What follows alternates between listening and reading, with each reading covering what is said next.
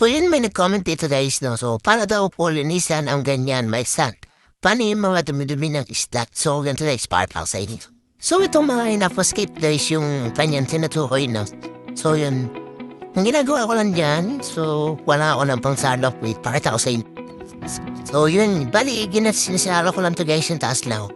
So kasi malinaw pa naman yan. So kinukuha ko lang yung oil film dyan sa taas. Yan, oil film lang guys yung kinukuha ko dyan. Then kung may mga kailangan bang itrim na halaman, ay ititrims ko na. So depende sa inyo kung paano yan matrim. So wait, bawasan ko ng trace ng tube.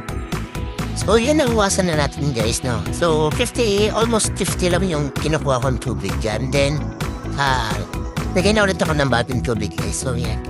So yung tubig na gagamitin ko dito guys is stock water na para tipid din tayo sa anti-chlorine. So yung stock water na to is na pasingaw ko na guys ng mga 2 days.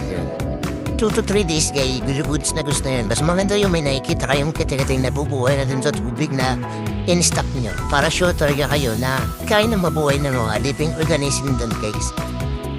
So yun, punayin lang natin to guys. Ayan. So yun, gamit ko pa rin yung ating magic styro para hindi lang masira yung scape natin dyan sa baba.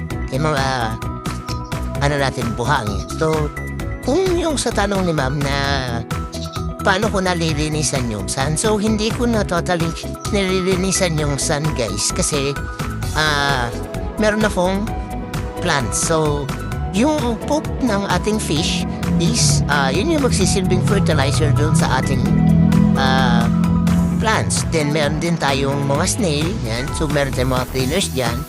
So, yun. Yan lang guys, yun na naman ang aking gustong sabihin sa inyo. Kung kasagutan sa tanong ni Ma'am Ren. So, yun lang. Thank you.